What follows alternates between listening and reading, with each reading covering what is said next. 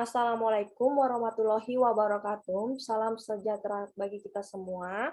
Saya ucapkan terima kasih kepada Bapak Satya Unggul Wicaksana Prakasa, SHMH, selaku dosen pengampu mata kuliah Hukum Organisasi Internasional.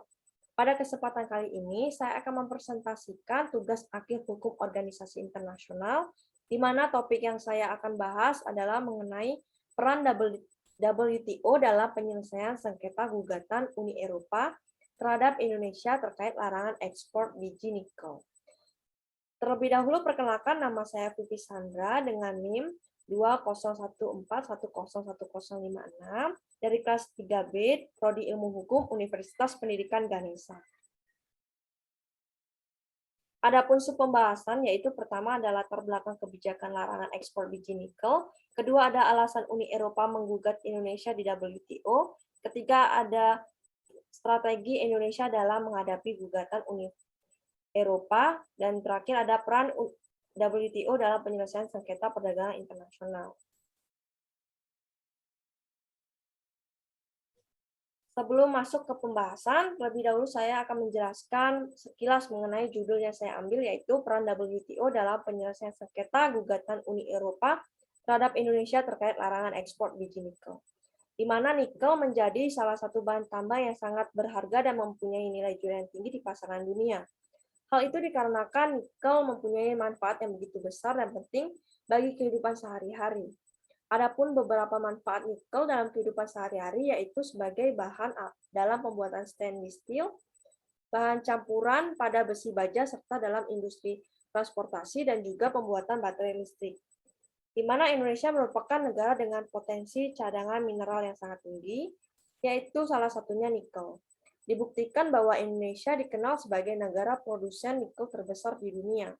Bahkan pada tahun 2020 lalu, diperkirakan Indonesia telah menyumbang sekitar 30% nikel dunia atau setara dengan 760.000 ton dengan jumlah cadangan total yang mencapai 174 juta ton. Dengan jumlah yang besar tersebut, membuat Indonesia melakukan perdagangan nikel, yakni melalui kegiatan ekspor nikel ke negara-negara di dunia.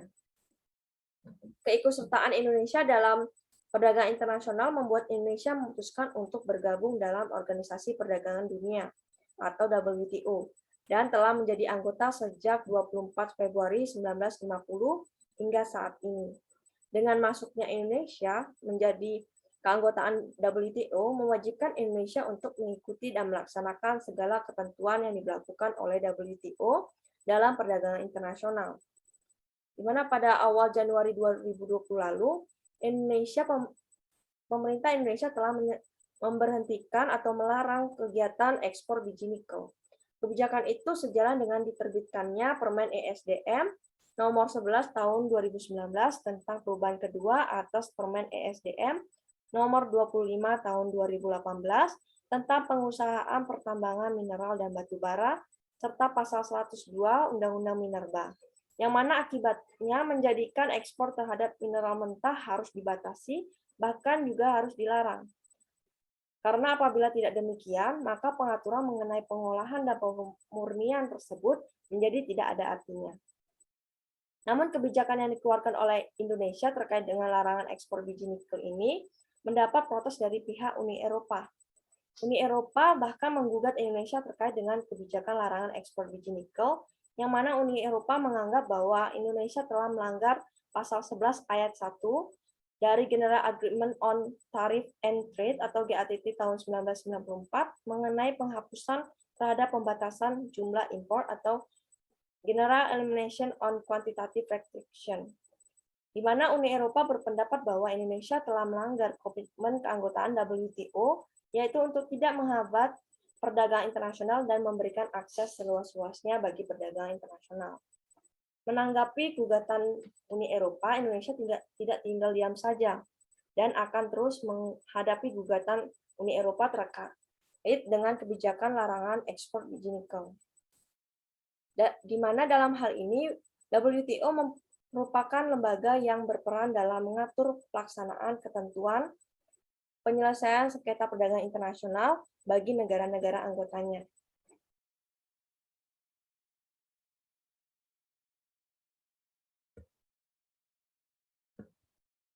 Adapun pembahasan selanjutnya yaitu mengenai latar belakang kebijakan larangan ekspor biji nikel.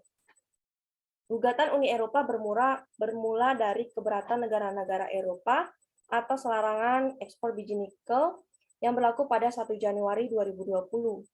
Meski kemudian pemerintah melakukan relaksasi, namun keputusan pelarangan ekspor biji nikel ini tertuang melalui Peraturan Menteri ESDM nomor 11 tahun 2019 tentang perubahan kedua atas Peraturan Menteri Energi dan Sumber Daya Mineral nomor 25 tahun 2018 tentang pengusahaan pertambangan mineral dan batu bara.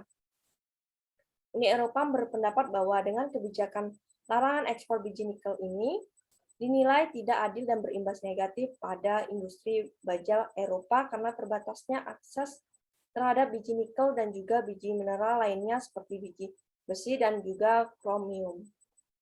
Adapun beberapa hal yang melatar belakangi lahirnya kebijakan larangan ekspor biji nikel yang dilakukan oleh pemerintah Indonesia antara lain yaitu pertama, jumlah cadangan nikel dalam negeri yang jumlahnya semakin sedikit. Kebijakan larangan ekspor biji nikel dilatar belakangi atas pertimbangan cadangan nikel dalam negeri yang diperkirakan jumlahnya hanya 700 ton.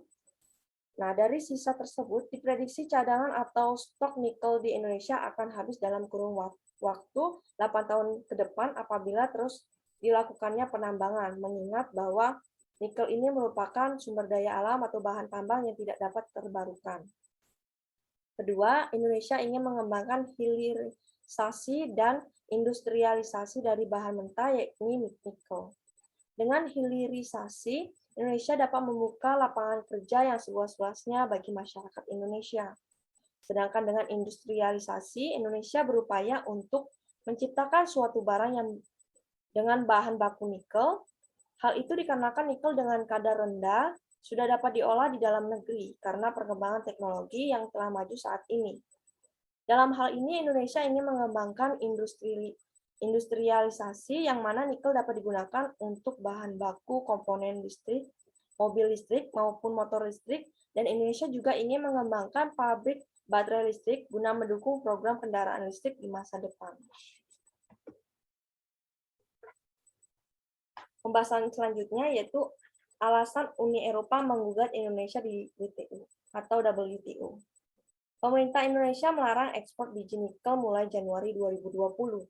Kebijakan ini sejalan dengan diterbitkannya Peraturan Menteri ESDM nomor 11 tahun 2019 tentang perubahan kedua atas Permen ESDM nomor 25 tahun 2018 tentang pengusahaan pertambangan mineral dan batu bara, di mana Uni Eropa menggugat Indonesia ke Organisasi Perdagangan Dunia atau WTO.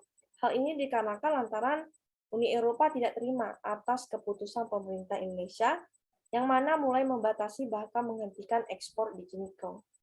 Dalam gugatannya, Uni Eropa beralasan pelarangan ekspor biji nikel tersebut melanggar pasal 11 ayat 1 dari General Agreement on Tariff and Trade 1994 mengenai penghapusan terhadap pembatasan jumlah impor atau General Elimination on Quantitative Restriction. Jadi, alasan Uni Eropa menggugat Indonesia di dalam WTO terdapat 3 alasan. Yang pertama, seperti yang tadi saya jelaskan, yaitu Indonesia dinilai oleh Uni Eropa melanggar ketentuan WTO pada pasal 11 ayat 1 KATT 1994 mengenai penghapusan terhadap pembatasan jumlah impor atau General Elimination on Quantitative Restriction, di mana dalam hal tersebut menunjukkan bahwa negara anggota WTO dilarang untuk mempertahankan atau memperkenalkan segala bentuk larangan ataupun pembatasan ekspor lainnya selain dari bea, pajak, atau biaya lainnya. Namun, negara anggota WTO masih dimungkinkan untuk melakukan suatu pembatasan kuantitatif apabila memenuhi kriteria pengecualian. Dengan dasar itu pula, Indonesia melakukan pembatasan bahkan pelarangan ekspor biji nikel. Alasan kedua yaitu Indonesia dinilai melanggar komitmen anggota WTO untuk tidak menghambat perdagangan internasional dan untuk tidak memberikan akses seluas-luasnya bagi perdagangan internasional. Dan alasan ketiga, Uni Eropa menggugat Indonesia di WTO yaitu peraturan Minerba dianggap Uni Eropa menyulitkan pihaknya untuk dapat berkompetitif di industri besi dan baja. Pembahasan selanjutnya yaitu strategi Indonesia dalam menghadapi gugatan Uni Eropa. Indonesia saat ini tengah menghadapi gugatan Uni Eropa di Organisasi Perdagangan Dunia atau WTO terkait dengan kebijakan larangan ekspor biji nikel. Gugatan Uni Eropa ini berawal dari terbitnya kebijakan pemerintah melarang ekspor biji nikel dalam bentuk mentah sejak 2020, yang mana kebijakan ini dinilai melanggar pasal 11 ayat 1 GATT tentang komitmen untuk tidak menghambat perdagangan internasional. Pemerintah pun memutuskan untuk melawan gugatan Uni Eropa atas sengketa DS 592 measure relating to raw material tersebut. Indonesia akan melakukan beberapa langkah guna menghadapi gugatan Uni Eropa. Adapun 5 langkah yang dilakukan pemerintah Indonesia yaitu pertama, Indonesia melakukan konsolidasi posisi pemerintah Indonesia untuk menghadapi penanganan kasus DS 592 bersama dengan Kementerian Perdagangan, Kementerian Luar Negeri, dan konsultasi hukum yang dikoordinasikan oleh Kemenko Maritim dan Investasi.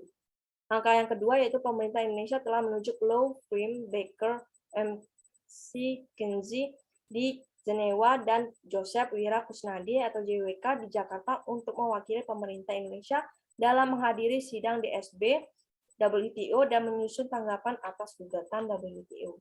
Langkah yang ketiga yaitu penyusunan statement bersama dalam menanggapi pertanyaan media dan publik terkait dengan isu DS 592 sehingga seluruh pernyataan dari pejabat pemerintah terkait sejalan dengan argumentasi pembelaan Indonesia.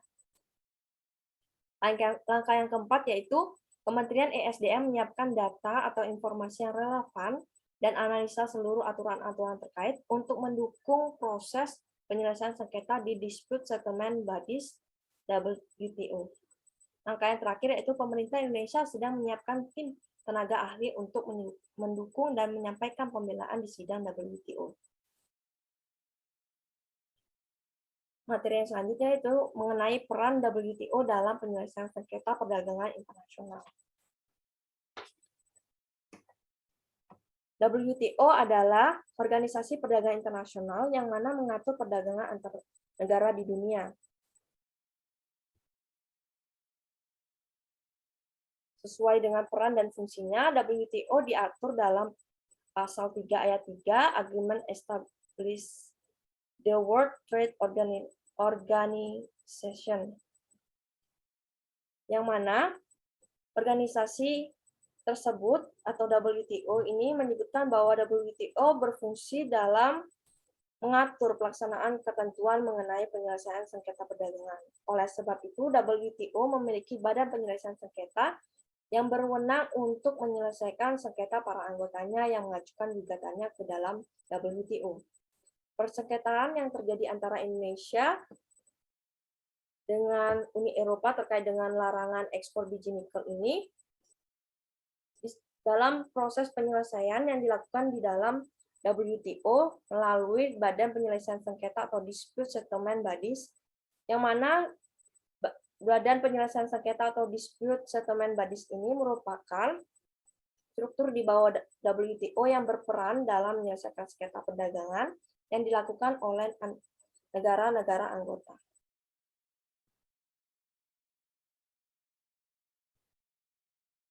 Adapun proses penyelesaian sengketa di WTO terdiri dari 4 tahapan. Tahapan pertama yaitu melakukan konsultasi wajib antara para pihak yang bersengketa untuk mencapai penyelesaian yang disetujui oleh para pihak. Tahap kedua yaitu melakukan sidang panel. Tahap ketiga yaitu melakukan tinjauan banding. Tahap keempat melakukan pelaksanaan rekomendasi dan ketentuan yang disahkan oleh Dispute Settlement Bodies.